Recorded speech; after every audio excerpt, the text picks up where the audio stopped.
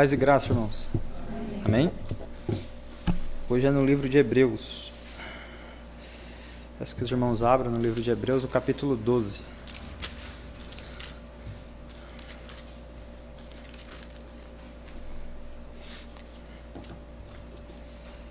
Eu vou dar continuidade onde o Felipe parou. Ele parou no verso 24 do capítulo 12. Eu vou ler do verso 25 ao verso 29, os últimos versículos do capítulo 12. Tá? Diz assim, estou lendo na NVI. Cuidado, não rejeitem aquele que fala. Se os que recusaram a ouvir aquele que os advertia na terra não escaparam, quanto mais nós, se nos desviarmos daquele que nos adverte dos céus. Aquele cuja voz outrora abalou a terra, agora promete, ainda uma vez abalarei, não apenas a terra, mas também o céu. As palavras ainda uma vez indicam a remoção do que pode ser abalado, isto é, coisas criadas de forma que permaneça, o que não pode ser abalado.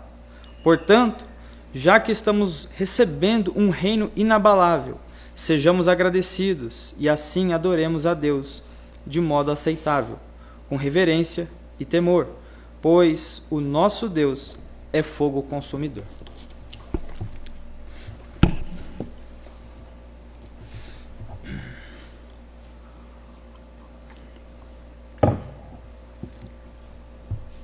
Irmãos, hoje eu quero começar introduzindo. Eu não elaborei nenhuma introdução com pompas, mas eu quero relembrar aos irmãos aquilo que foi pregado na quarta-feira passada. O Felipe pregou o texto a qual o escritor aos Hebreus deixou bem claro de que o povo de Israel, ao ouvir a voz de Deus lá no Monte Sinai, ficaram estremecidos, ficaram com medo, ficaram com tremor e temor, por tamanha potência da voz de Deus. E ele contrastou isso com a graça de Deus vista na nova aliança, vista na pessoa de Jesus Cristo.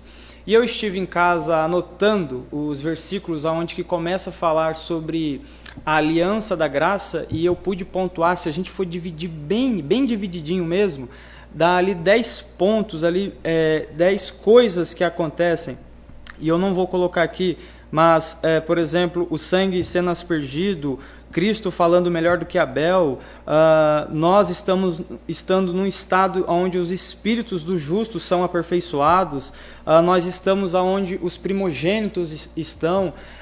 Ele está falando aqui sobre o que alcançamos na nova aliança, para os irmãos entenderem melhor.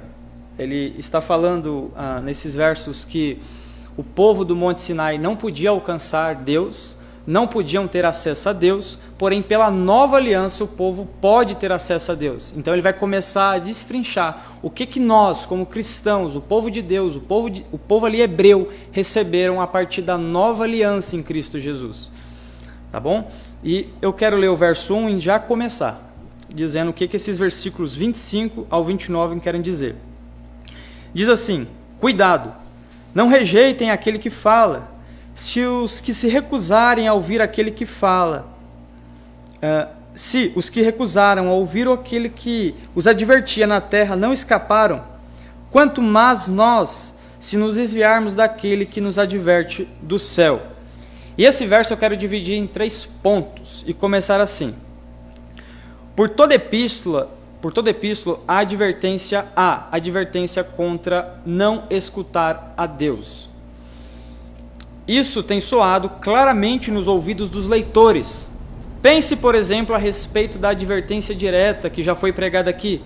Tende cuidado, irmãos. Jamais aconteça haver em qualquer de vós perverso coração de incredulidade que vos afaste do Deus vivo. Está em Hebreus 3, versículo 12. Irmãos, se nós começarmos a destrinchar o livro de Hebreus, nós vamos descobrir que por várias vezes o autor ele tem a intenção de nos advertir contra a incredulidade. Os maus frutos que damos, ou as coisas ruins que praticamos, ou a negligência que nós temos, ou tudo por demais, aquilo que é ruim que nós cometemos, tudo é dado pelo fato do que está no nosso coração, a incredulidade.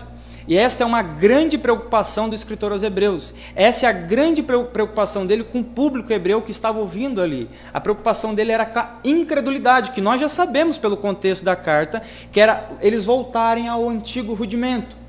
E isso, irmãos, não é difícil acontecer conosco hoje. Podemos pensar, poxa, eu não sou um judeu, eu não sou um hebreu, e isso não vai acontecer comigo. Pelo contrário, nós sabemos da dificuldade de muitos cristãos, nós mesmos, eu mesmo, a dificuldade que nós temos de levar a culpa, por exemplo. E é algo que o escritor aos Hebreus nos adverte, que o Filipe pregou, sobre o sangue de Cristo ser aspergido em nossos corações. E isso diz respeito ao sangue de Cristo, falar à nossa consciência. Então, se a gente for aplicar e pensar, é uma carta muito importante para nós hoje. É uma carta, se for muito bem meditada, ela fala aos nossos corações de forma que remove a culpa, remove todo o peso de pecado, remove todo aquele sentimento de querer provar a Deus alguma coisa para ser recebido por Deus. Então, essa carta ela é muito importante porque ela nos fala melhor em Cristo Jesus nesse respeito. E essa demonstração, irmãos, essa demonstração sobre o que diz respeito à incredulidade, ela é repetida várias vezes, de várias formas na carta. E cada vez ele diz aos leitores para prestar atenção. O escritor não acusa, presta atenção, isso aqui é importante. O escritor ele não acusa os leitores de rebelião. O escritor ele não está acusando os leitores de quem está lendo a carta de rebelião. Ele não diz que eles são culpados de se recusarem a ouvir a voz de Deus. Antes, ele se dirige a eles pastoralmente e os exorta a prestar atenção à palavra de Deus quando eles a ouvirem, que nem está acontecendo aqui agora. Esquece, Gessé, presta atenção na palavra de Deus. Ela está nos advertindo. Não, eu sou um miserável, irmãos, como qualquer um aqui nessa sala. Ele lembra a eles o modo como os israelitas morreram no deserto por conta de rejeitarem a palavra de Deus e por conta da incredulidade estarem exaltadas e aguçadas em seus corações. Então, começa tendo isso em mente. Quando o autor ele diz aqui no versículo 25, cuidado, não rejeitem aquele que fala, ele está usando essa expressão para que tenhamos a nossa atenção, que é algo que ele quer que tenhamos isso como algo formidável em nossos corações, algo que não pode fugir dos nossos corações, algo que não pode fugir da nossa mente, que é ter cuidado de não termos corações incrédulos. O segundo ponto que eu poderia destacar aqui, que ele, evitando detalhar, o autor seleciona algumas palavras-chave para descrever a dura sorte dos israelitas. Eles receberam a punição justa quando se rebelaram contra Deus. E vamos lá, hoje de novo nós vamos passar um pouquinho pela Bíblia. Vamos lá no capítulo 2, verso 2 de Hebreus. Diz assim: porque se a mensagem transmitida por anjos provou a sua firmeza, e toda transgressão, a desobediência, recebeu a devida punição. 3:16 ao 19. 3:16 ao 19. Quem foram os que ouviram e se rebelaram? Não foram todos os que Moisés tirou do Egito? Contra quem Deus esteve irado durante 40 anos? Não foi contra aqueles que pecaram, cujos corpos caíram no deserto? E a quem jurou que nunca haveriam de entrar no seu descanso? Não foi aqueles que foram desobedientes? Vemos assim, que por causa da incredulidade não puderam entrar. E ainda, irmãos, o 4, verso 2. Pois as boas novas foram pregadas também a nós, tanto quanto a eles, veja, a nós. Mas a mensagem que eles ouviram de nada lhes valeu, pois não foi acompanhada de fé por aqueles que ouviram. Irmãos, eles não poderiam escapar quando se recusaram a prestar atenção aos avisos de Deus. Veio a hora quando Deus pronunciou o veredito de que todos os que tinham 20 anos de idade ou mais morreriam no deserto. Isso nós vemos em Números 14, 29. A fuga era impossível. Como representante de Deus, Moisés, eis que o autor aqui, os Hebreus, está citando, Moisés havia avisado os israelitas repetidas vezes, mas eles haviam repudiado a palavra dita. Por quê? É uma pergunta, irmãos.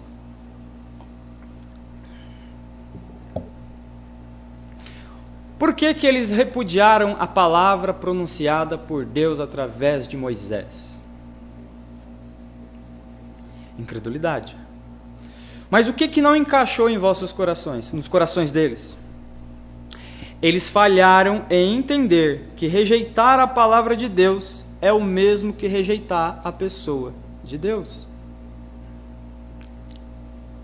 Se então a história revela uma medonha consequência de rebelião de Israel no deserto, como escaparemos nós? Essa é a grande pergunta que o texto já exalta e deveria pular em nossos corações. No que o povo de Israel falhou? E entender que a voz que veio daquela grande montanha vinha de Deus. Eles compreenderam isso. Mas com o passar do tempo, eles desligaram, eles não estiveram mais atentos ao que Moisés falava, pelo fato de não conseguir ligar aquilo que Moisés falava, a palavra de Deus, com o próprio Deus. E isso causou no coração deles um desprezo pela palavra pregada a Moisés. E veja só se isso não acontece conosco hoje. Nós selecionamos os pregadores, nós selecionamos os púlpitos. Você vai dizer, não seleciono, você tem YouTube, você acessa os pregadores que você mais gosta. Você tem o Google e você pesquisa os teólogos que você mais ama. Nós selecionamos porque alguns que falam, nós não damos ouvidos, irmãos. Você acha que se Moisés estivesse aqui, nós estaríamos dando ouvido a ele? Um povo de aproximadamente 2 milhões de pessoas? Rejeitou de uma vez só Moisés. Então, o autor, irmãos, ele não está querendo que nós tenhamos pessoas selecionadas, ele quer que nós demos crédito somente, tão somente, à palavra de Deus, independente de quem ela seja pregada, seja por Moisés, seja por fulano, seja por Beltrano. A questão é, se a palavra de Deus está sendo pregada, eu estou dando ouvido? Se a palavra de Deus está constantemente sendo pregada no púlpito da igreja, eu estou dando ouvido? Essa é a questão. A questão não é quem, a questão é o quê? A palavra. É a palavra? Pois se é a palavra, irmão, se estamos rejeitando nossos corações, entenda, você está rejeitando a Deus. Esse é o ponto. O nosso coração, irmãos, diz Jeremias, é extremamente, desesperadamente enganoso mais do que qualquer outra coisa. Não se engane. Se você está rejeitando um fulano ou Beltrano, você não está rejeitando ele, você está rejeitando a Deus quando a palavra está sendo pregada corretamente. Primeira advertência. E última nesse versículo. O autor inclui-se na comparação. Ele transmite o pensamento na forma de uma condição. Quanto mais a nós, se nos desviarmos daquele que nos falou do céu. Para uma palavra semelhante, vai no capítulo 10, o verso 26, olha como o autor se inclui.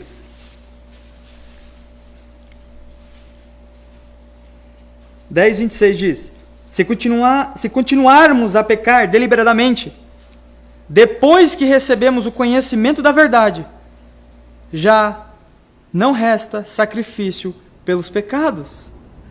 Se nós não ouvirmos a voz de Jesus, que nos avisa dos céus, a fuga é ainda menos possível do que foi para os israelitas.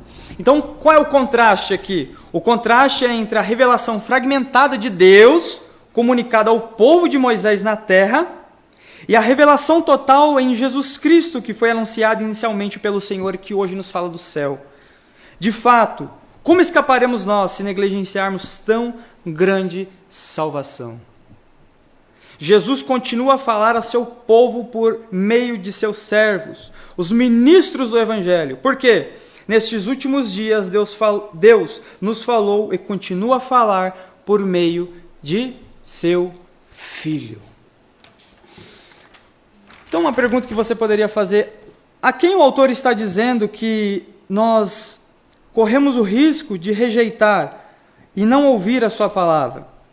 Quando ele diz: se os que recusaram ouvir aquele que os advertia na terra não escaparam, quanto mais nós, se nos desviarmos daquele que nos adverte dos céus. Irmãos, o próprio autor aos Hebreus, lá no capítulo 1, no verso 2, ele vai dizer quem nos fala hoje. Mas nesses últimos dias falou-nos por meio do Filho, a quem constituiu o herdeiro de todas as coisas e por meio de quem fez o universo. Por meio de quem o Pai tem falado hoje? Eu repito isso, acho que eu disse isso no domingo, é algo que tem permeado muito meu coração e que eu vejo a minha incredulidade diariamente quanto que diz respeito às Escrituras, e isso me dá um temor, irmãos. Porque o fato é, quando nós rejeitamos a palavra escrita de Deus, e quando essa palavra de Deus escrita, inspirada pelo Espírito Santo, é pregada e nós a rejeitamos, que isso fique bem evidente em nossos corações. Nós estamos rejeitando o próprio Jesus Cristo. Porque olha o que ele nos chama a pensar. Como escaparemos nós, se rejeitamos tão grande salvação? Irmãos, não há mais sacrifício para quem rejeita o Filho de Deus. É por isso que nós não sabemos lidar com a nossa culpa do pecado. E não tem como lidar com a nossa culpa do pecado a parte do Filho de Deus. E o escritor aos Hebreus ele está o tempo todo contrastando isso, ou colocando isso em contraste. O Filho de Deus e a nova aliança, e a lei de Deus e a culpa. Escolha o Filho de Deus e a nova aliança e a culpa removida, ou a lei e a culpa permanece para sempre em sua consciência. Entende por que nossas consciências não saem do lugar às vezes? Porque nós não conseguimos vencer os nossos pecados? Eu repito isso como disse no domingo, irmãos, porque nós não estamos olhando para aquele que nos fala do céu. E quem nos fala do céu hoje? Deus, por intermédio de quem? Do seu Filho. O ponto é que nós não temos para onde escapar. Ou é o Filho de Deus, ou é o Filho de Deus. Isso é maravilhoso. Isso muito me alegra. O verso 26 diz: aquele cuja voz abalou então a terra.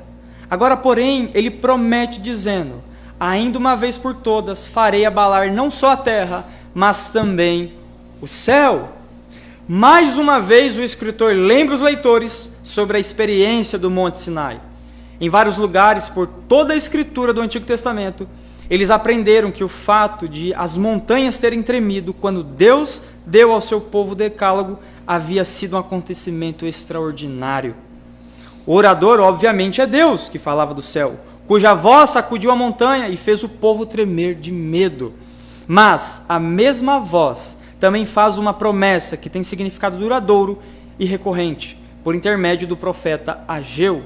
Deus falou aos israelitas a respeito da reconstrução do templo e disse, Ageu 2, 6 e 7, nós precisamos ir lá para entender esse verso 2.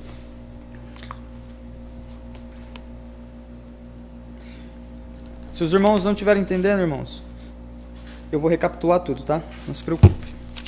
2, 6, 7 diz: assim diz o Senhor dos Exércitos, dentro de pouco tempo farei tremer o céu, a terra, o mar e o continente. Farei tremer todas as nações, as quais trarão para cá os seus tesouros, e encherei este templo de glória, diz o Senhor dos Exércitos. Da literatura dos rabinos judeus, nós aprendemos que essa passagem é uma passagem messiânica. E o que tem essa passagem a ver com esse verso? O profeta predisse um tremor dos céus e da terra. O escritor transpôs os termos céus e terra para mostrar a sequência do efeito da obra de Cristo.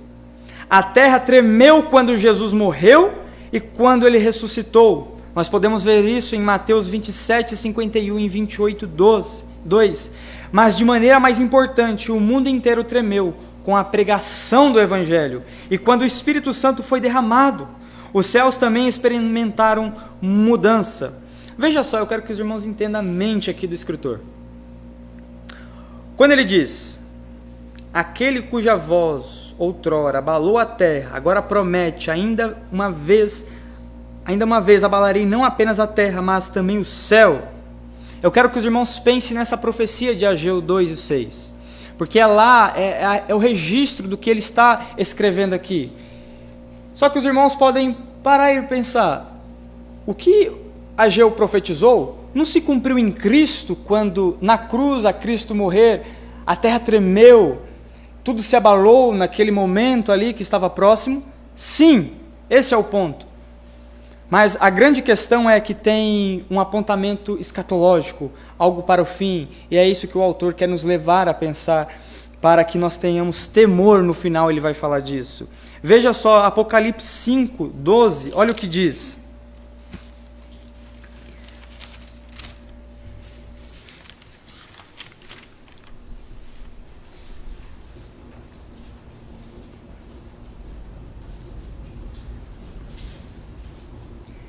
E cantavam em alta voz: digno é o Cordeiro que foi morto de receber poder, riqueza, sabedoria, força, honra, glória e louvor.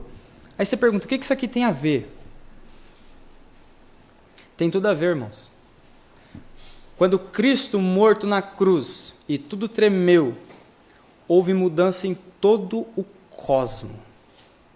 E eu vou ler mais versículos com os irmãos vão entender. Ageu, ele profetiza que a terra e os céus seriam abalados.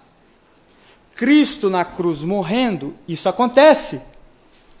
A terra treme. Mas a gente nunca para pensar assim, a terra está tremendo. Mas e a promessa do céu? O que está acontecendo no céu? Aqui. Está aqui. O irmão já parou para pensar? Está acontecendo. E cantavam em alta voz: digno é o Cordeiro que foi morto de receber poder, riqueza, sabedoria, força, honra, glória e louvor. Eu vou ler mais com os irmãos. Abre Lucas 15, 10.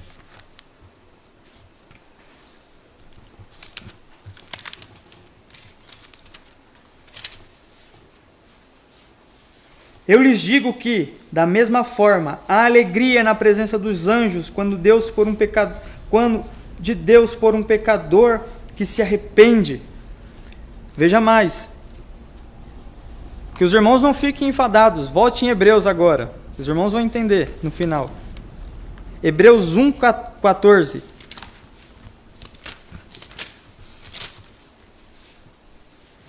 Os anjos não são, todos eles, espíritos ministradores enviados para servir aquele que hão de herdar a salvação? E por que eu fiz os irmãos ler todos esses textos? Olha, as hostes angelicais cantavam louvores a Cristo. Os anjos se alegraram quando um pecador se arrepende. Os anjos são enviados para ministrar a necessidade dos crentes na terra.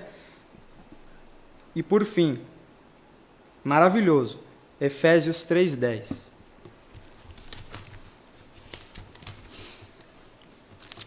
Que diz: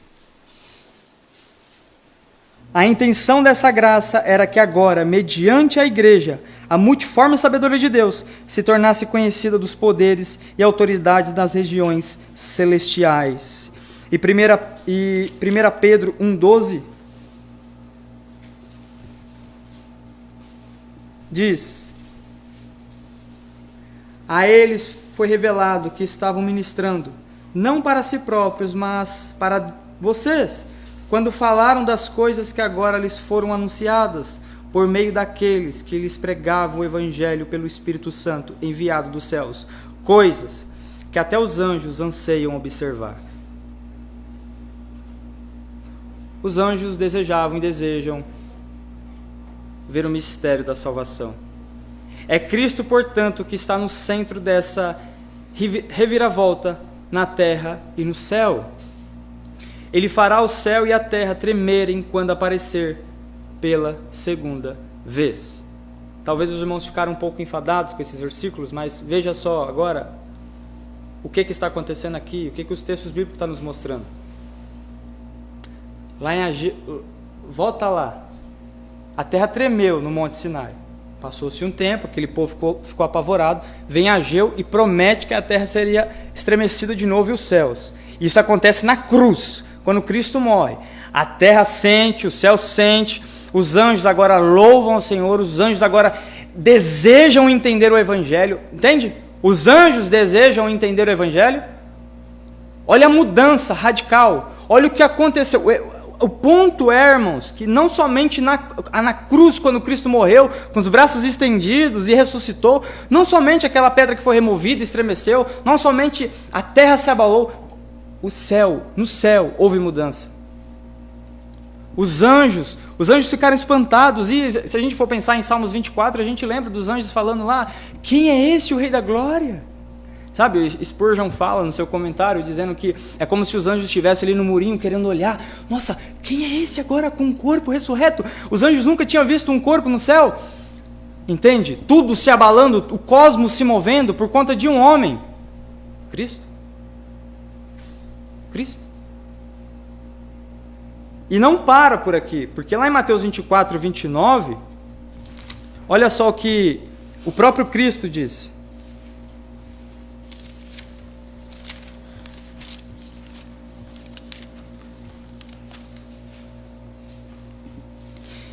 Imediatamente após a tribulação daqueles dias, o sol escurecerá, e a lua não dará sua luz, as estrelas cairão do céu, e os poderes celestes serão abalados.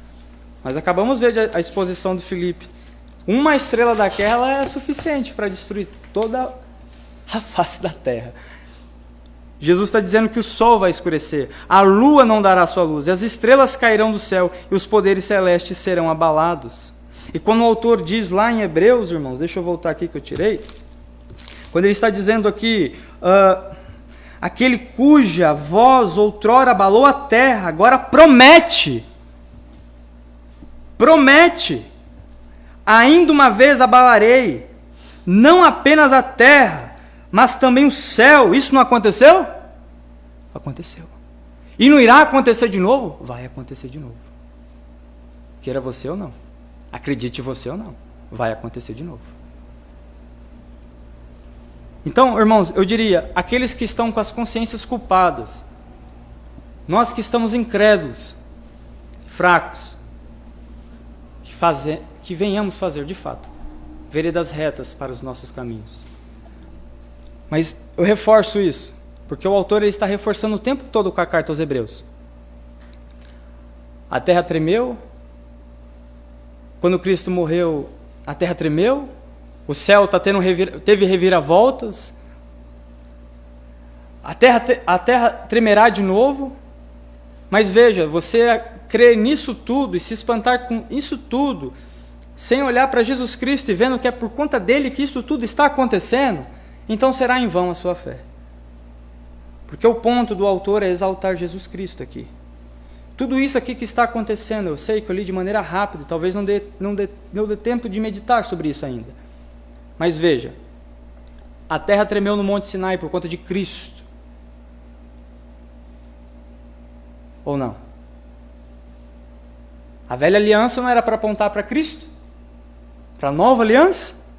Irmãos, tudo diz respeito a Cristo. É sobre isso que o autor está dizendo. Mas veja, para os irmãos entenderem melhor, vamos entrar no verso 27. Ora, esta palavra, ainda uma vez por todas, significa a remoção dessas coisas abaladas, como tinham sido feitas, para que as coisas que não são abaladas permaneçam. E aqui existe alguns... os comentaristas, eles se divergem um pouco entre si. Alguns dizem que aquilo que não pode ser removido é algo, outros dizem outra coisa, mas o que está explícito para nós, e a própria NVI já traz assim, é o reino de Deus. Já fique com isso, é o reino de Deus. O que será destruído? Todas as coisas que nós podemos ver com os nossos olhos. Quando Cristo voltar, as estrelas caírem, tudo que Jesus falou ali, que acabamos de ler em Mateus 24, as coisas perecíveis são as coisas que nós podemos ver com os nossos olhos. E tudo isso é coisa criada, tudo isso é coisa palpável, tudo derreterá. Não sobrará nada. Nada. De vez em quando o escritor faz um tipo de comentário sobre as citações que faz do Antigo Testamento, e é o que está acontecendo aqui agora. Aqui ele enfatiza a expressão ainda uma vez e explica a mesma ao dizer que as coisas criadas podem ser abaladas, e assim são temporárias. Elas serão removidas. Coisas permanentes são aquelas que não podem ser abaladas. Que tipo de comentário é esse? Na verdade, o leitor, nós, precisa de um comentário da explicação do autor antes que possa entender sua intenção. Primeiro, o escritor comenta que toda a citação de Ageu 2,6 que lemos, não somente a expressão ainda uma vez, mas no original grego lembra o leitor que usou o termo remoção anteriormente. No capítulo 7 de Hebreus, verso 12, veja só para os irmãos entenderem o que o autor está querendo dizer.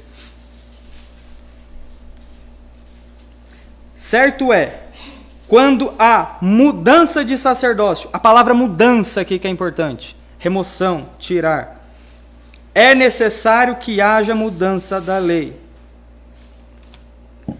Um exemplo, então, de coisas temporárias é o sacerdócio levítico que chegou ao fim quando foi substituído pelo sacerdócio eterno de Cristo.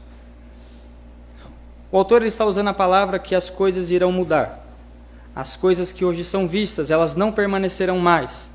E um dos exemplos que nós encontramos no próprio livro de Hebreus é o sacerdócio, que antes era de um jeito, agora foi removido pelo novo sacerdócio de Cristo. É o mais próximo que podemos encontrar no grego da palavra mudança ou remoção, que nós podemos encontrar no próprio livro de Hebreus. Também o profeta Isaías prevê o fim deste mundo presente, quando ele transmite o que o soberano Senhor diz: pois, eis que eu crio novos céus e nova terra, e não haverá lembrança das coisas passadas, jamais haverá memória delas. Isaías 65, 17. E por último, as únicas coisas que permanecem neste mundo são aquelas que são inabaláveis e eternas. E aqui eu quero que você dê atenção.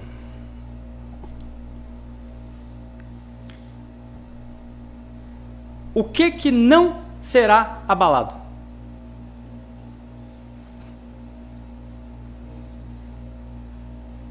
É fácil nós falarmos assim, ó, isso aqui será abalado, tudo. Mas o que não será abalado? E aí você tem que pensar, eu estou nele? O reino de Jesus Cristo. Este não será abalado. Este não será abalado. Veja bem, então, leiamos de novo o verso 27. As palavras ainda uma vez, que o autor fala, indicam a remoção do que pode ser abalado. No próprio livro de Hebreus encontramos isso no sacerdócio levítico, algo que poderia ser removido e foi substituído por Cristo. Mas nós sabemos que ele está falando, isto é, as coisas criadas, de forma que permaneça somente o que não pode ser abalado. Irmãos, e eu poderia tentar aplicar aqui aos irmãos tantas coisas, como hoje eu pude, eu estava pensando no texto, eu pude até pensar sobre isso. Hoje estava num condomínio bastante luxuoso e um homem chegou com a sua Land Rover para me atender na sua grande mansão e eu fiquei pensando assim nesse texto, né? Isso será removido. Está entendendo? Isso será removido. Isso será removido. Agora pensa, você correr atrás a sua vida inteira por isso. Atrás disso. Isso será removido. O que adianta o que adianta nós ganharmos o mundo inteiro e aí no final nós perdemos a nossa alma? Entende, irmãos? O escritor ele nem precisa falar de moralidade aqui para que nós venhamos a entender a nossa cobiça e que ela nos prejudica. O escritor nem precisa falar de moralidade aqui para que nós venhamos a abandonar os nossos pensamentos imorais, os nossos pensamentos malignos, os nossos pensamentos perecíveis, a nossa glutonaria, nada. Ele só exalta que só tem uma coisa que permanecerá para sempre, que é o reino de Deus em Cristo Jesus. Só isso é o suficiente para que nós venhamos ter as nossas mentes, os nossos corações aquecidos por isso. Irmãos, não tem mais nada que importa. Se alguém chegar para falar para você, irmão, só tem esse caminho, entende? Ele nem precisa entrar em campos morais, pelo menos não nesses versículos, para falar, olha, é isso permanecerá para sempre. Se alguém te falar, eu vou dar um exemplo bem bobo aqui agora, pensando aqui agora, se alguém pegar uma cadeira aqui, uma cadeira perfeita, e falar para você sentar, irmão, senta aqui, tem uma outra cadeira com menos um pé, você vai sentar em qual? Então, por que quando as Escrituras falam de coisas espirituais, nós queremos escolher as coisas perecíveis? Nós somos muito rápidos em escolher coisas perecíveis. Muito rápido. Mas veja que a intenção do autor não é nos limitar uma distância de Cristo. Entende? Mas a intenção dele é nos colocar para perto de Cristo. Sem falar dessas coisas que você e eu podemos estar pensando aqui agora, que tudo que é perecível, ele não está se preocupando com isso aqui agora. A única coisa que ele quer te fazer entender é que só existe uma coisa que não será abalada e que você deve escolher exatamente isso: o reino de Deus em Cristo Jesus. E isso basta. E isso basta. Não, irmãos, nem precise aplicar para ir longe. Pense só nisso. Escolha somente o reino de Deus em Cristo Jesus. Somente isso. E o verso 28 diz: por isso, recebendo nós um reino inabalável, retenhamos a graça. Agora que nós recebemos um reino inabalável, retenhamos a graça pela qual sirvamos a Deus de modo agradável, com reverência e santo temor. Eu pude ver que nos comentários os teólogos eles até dividem esse verso 28 e verso 29. Alguns entendem que faz parte de uma outra epígrafe, mas está no contexto. Mas porque aqui agora o autor, a nos colocar na mente que existe somente algo que é inabalável, que é o reino de Deus em Cristo, que nós podemos estar nele se somos cristãos verdadeiros. Existe algo agora que deve motivar os nossos corações, existe algo agora que deve acontecer em nossos corações, que é o que o autor está dizendo aqui. Que afirmação impressionante. Nós estamos recebendo um reino. Se há um reino, há também um rei. E um rei torna suas regras conhecidas a todos os seus, pois são partes do seu reino.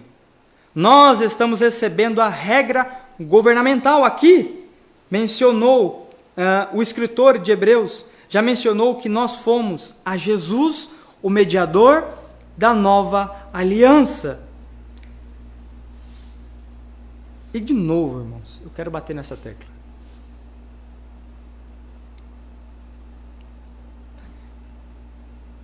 Jesus, ele é o mediador da nova aliança, irmãos. Não tem o porquê nós ficarmos com a consciência cheias de culpa.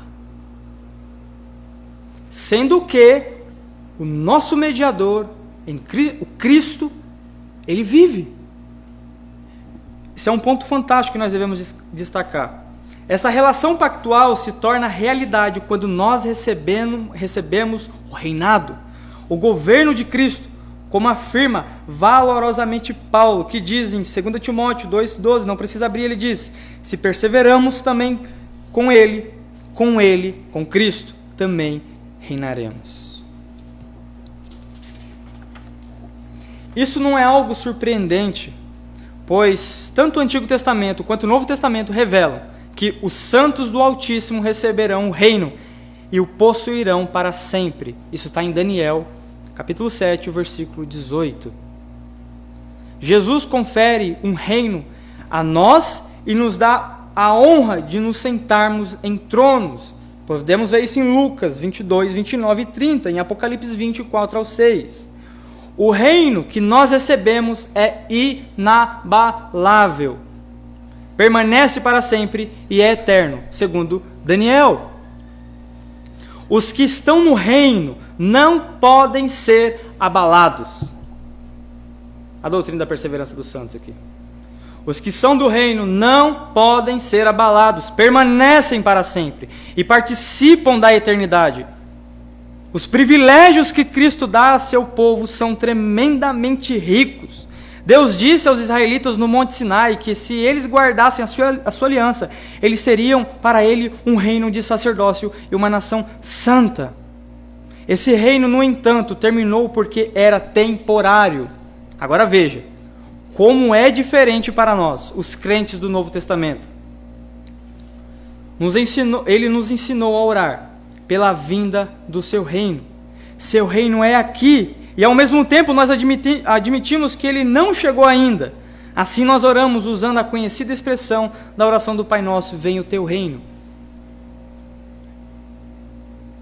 Por causa do reconhecimento real que recebemos, nós somos exortados a agradecer. Sejam agradecidos. E veja, eu quero encorajar o irmão.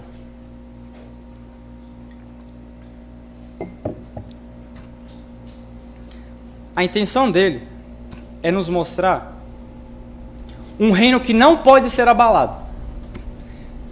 E ele quer pegar na tua mão e te mostrar, ó, você está dentro desse reino. Entende? Você está nesse reino. Tu que é cristão verdadeiro. Se você está dentro desse reino, e esse reino ele é eterno, e esse reino nada pode abalá-lo. E se você está dentro desse reino, entende?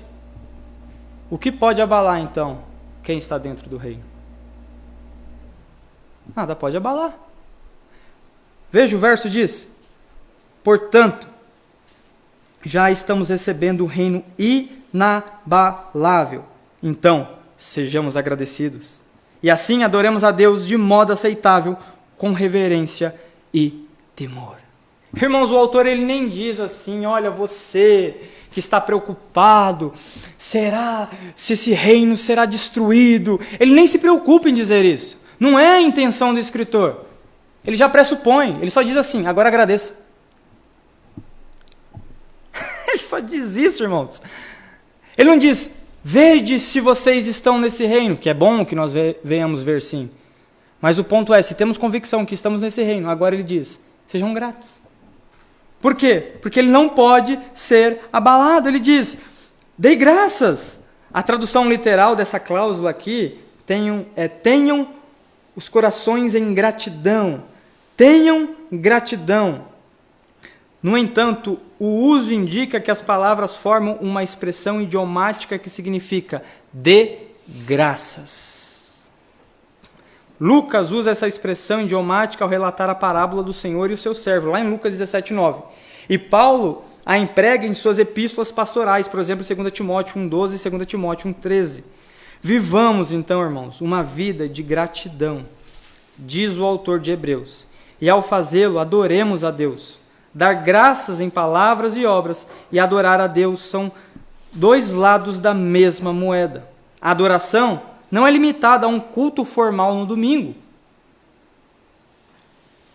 Horatius Bonar, um teólogo, ele diz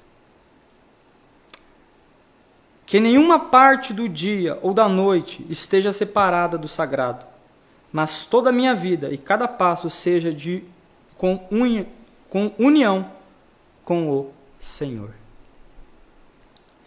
Gratidão aqui, irmãos, dê graças, uma constante graça, tenha os corações cheios de graças, por sabermos que estamos num reino inabalável, é saber que o tempo todo, noite e dia, nós não podemos estar separados do sagrado. Nós não podemos estar separados desse reino. E é aqui que eu quero te encorajar. Porque quando somos acometidos, e o Senhor ele falou comigo muito assim ao meu coração sobre questão de culpa, irmãos, por conta do próprio texto de Hebreus, não mistificando nada, pois Jesus aspergiu em nossos corações o sangue de Cristo. Veja, fomos colocados num reino, e nesse reino existem os meios de graça, a qual fazemos uso, e um dos meios de graça é chegar a Deus, Pai, pela nova aliança, pelo Cristo, pelo sangue de Cristo que nos fala melhor. Veja o que você tem nesse reino, e talvez nós ficamos devagar para entender, porque nós não entendemos o que nós temos nesse reino. Nesse reino, irmãos, nós temos o sangue de Cristo que fala melhor. Eu sei, para nós já compreendemos, não tem como nós fazermos parte do reino de Deus, a não ser por Cristo Jesus. E muitas das vezes a dificuldade nossa é saber, mas espera aí, eu estou um com Cristo e Cristo está um comigo? Essa é a grande dúvida, porque, irmãos, quando nós chegamos na compreensão, por exemplo, do calvinismo, quando nós entendemos isso perfeitamente, isso é bom, a nossa dificuldade não é mais em saber, ou a nossa luta não é mais para tentar ganhar a salvação. Mas quando nós viemos para um sistema como esse, e entendemos porque é bíblico, a nossa dificuldade não é mais lutar para obter a salvação. Agora o ponto é, será se eu sou? Será se eu faço parte? Não é, irmãos? Essa é a luta do cristão, e por isso que eu estou batendo na tecla aqui de culpa. Porque Satanás, irmão, só vai ter uma arma. fatal, a culpa, para te definhar. Para te definhar. Entende? E Deus quer que você entenda, se você é um cristão verdadeiro, você está colocado no reino de Deus, que foi aspergido pelo sangue de Cristo. Você não tem acesso por si próprio, entende? Você está nesse reino não pelo seu mérito mesmo, é isso mesmo, esse é o ponto. Você está no reino porque o sangue de Cristo foi aspergido em nossos corações, em nossa consciência. Ele morreu, Ele ressuscitou ao terceiro dia, para que nós façamos parte desse reino. E isso aqui é maravilhoso. Porque quando nós entendemos o poder do Evangelho, que é exatamente isso, Cristo morrendo, ressuscitando, o sangue dele sendo derramado naquele madeiro, para cobrir a nossa culpa, e quando eu sei que eu faço parte desse reino, nada pode nos tirar da presença de Deus, nada pode nos abalar. E com abalar eu não quero dizer, não quero destacar aqui que nós não vamos ser fracos, não é isso que eu estou falando, o ponto é, nós estamos num reino, que quando Cristo voltar, não será abalado. Esse é o ponto do escritor. E a questão aqui agora é, sejamos gratos. E segundo esse teólogo, irmãos, que nós podemos destacar desse texto, ser grato aqui, a ideia de contínua gratidão, ou dar graças o tempo todo, é saber conscientemente que ao dormir, ao levantar e ao dormir, eu faço parte desse reino. Esse é o ponto. E se eu faço parte desse reino, como diz o salmista, eu posso dormir em paz. Porque há quantos que não dormem perturbados sem saber, se o meu Senhor voltar? E se eu não me encontrar pronto? O ponto é, você por ti mesmo nunca estará pronto. Mas Cristo esteve pronto no seu lugar. É isso, entende? Tudo que você não pôde fazer, Ele fez no seu lugar. É exatamente esse o ponto do Evangelho. Ele é o substituto. Tudo que você não pôde fazer, Ele pôde fazer. Tudo que nós não podemos fazer hoje, Ele pode fazer. E se nós fazemos parte desse reino que é inabalável, ele não será inabalável, ele é inabalável. Quero que você entenda isso, ele não será inabalável só por conta da escatologia, por conta do fim, do escatom e pum. Não, ele é inabalável. Como adoramos a Deus de forma então aceitável? O escritor nos faz lembrar de Enoque, por exemplo, como ele cita, em Hebreus 11, no capítulo 11, que andava com Deus, o agradava e foi elogiado por sua fé. Por um lado, nossa adoração deve ser agradável a Deus, e por outro, nós devemos nos aproximar dele com reverência e temor. E a razão para servirmos a Deus com reverência e temor é expressa no versículo final desse capítulo. Veja só, para que nós venhamos entender o que ele quer dizer com isso, leia o último verso comigo. Porque o nosso Deus é fogo consumidor. E de fato, Deus ele é fogo consumidor. Hoje nós podemos ler em Gênesis, Deus jogando fogo do céu sobre Sodoma e Gomorra. Agora o ponto é, eu acredito que, assim como eu, alguns, ao lerem aquele texto, puderam imaginar, Eu até olhei para o céu na hora, fiquei assim, Porque é incrível, é inimaginável. Algo sobrenatural. Agora, presta atenção. Para quem está desavisado e quem não quer fazer parte do reino de Deus, aquilo ali, irmãos, é palha. Perto não do que Deus vai fazer. Perto não do que por você rejeitar Cristo, aquilo é palha, irmãos. Porque o ponto é o seguinte, o texto diz, Deus é fogo consumidor. O ponto não é, olha o que Deus vai fazer e vai consumir. Não, o ponto é, Deus é fogo consumidor. E se eu não estiver enganado, em Apocalipse diz que Cristo, pelo sopro da sua boca, pelo seu bafo, fará que tudo se derreta. Esse é o ponto. E é isso que nos leva a ter um santo temor e uma santa reverência pelo Deus que nos salvou. Porque entendemos quem Ele é e o que Ele fez por nós. Compreendemos a sua santidade e a sua benevolência ao nos salvar naquela cruz. Essas palavras, porque Deus é fogo consumidor, essas palavras foram ditas por Moisés, quando ele exortava os israelitas a não servirem a ídolos. Lá em Deuteronômio 4, 24, abra rapidinho lá.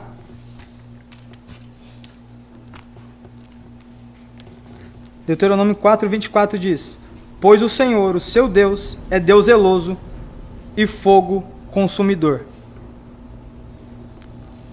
Ainda que Cristo tenha nos dado privilégios incomuns, nós devemos estar cientes da santidade e do esplendor de Deus. Portanto, nós o adoramos com reverência e temor. Eu quero terminar assim.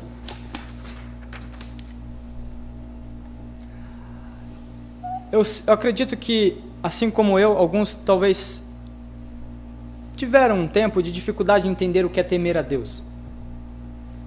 Ou você pode ter dificuldade de compreender, peraí, Deus é um fogo consumidor e como eu devo temê-lo? O ponto é, se Deus não é o seu Deus, e se Ele não é o seu Pai, você deveria temê-lo como algo terrível. Mas como o autor diz que nós devemos temer e tremer e com reverência nos chegarmos a Deus em Cristo Jesus, a ideia seria de um filho humilde diante de seu pai. Sabe quando os nossos filhos vêm para nós com a cabeça baixa e diz: papai, eu posso falar? Às vezes a Lorena dá uma dessa: papai, eu posso falar? Posso?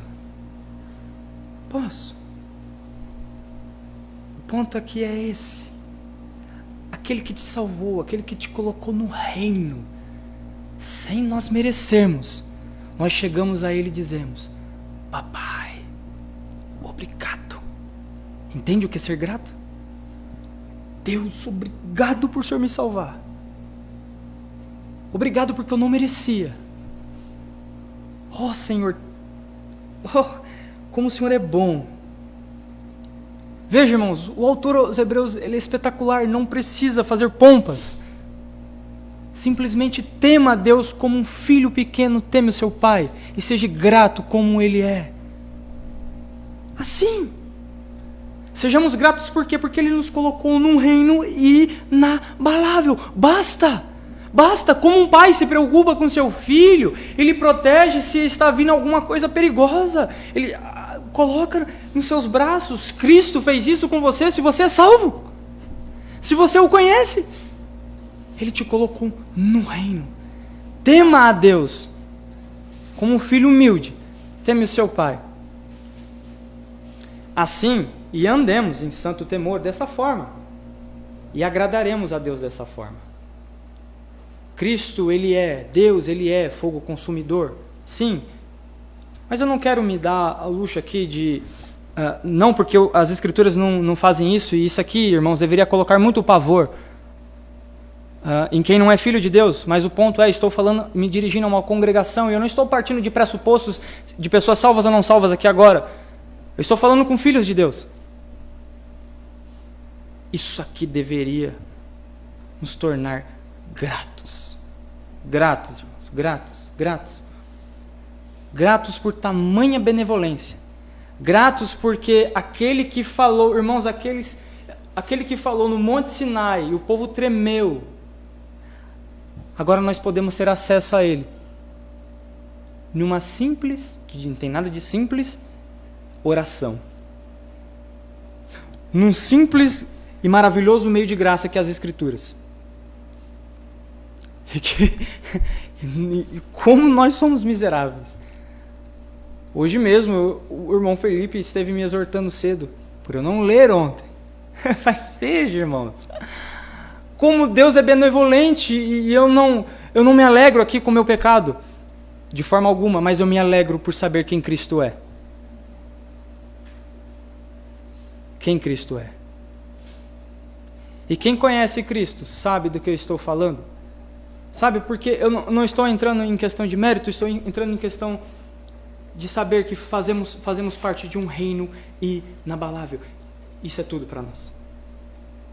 Isso é tudo para nós. Amém, irmãos? Que venhamos, então, irmãos, meditar nisso. Meditar. Leia depois esses versos. Tente aconchegar o seu coração perto disso, porque isso aqui é demais. Saber que fazemos parte de um reino inabalável. Inabalável. Inabalável. Agradeço.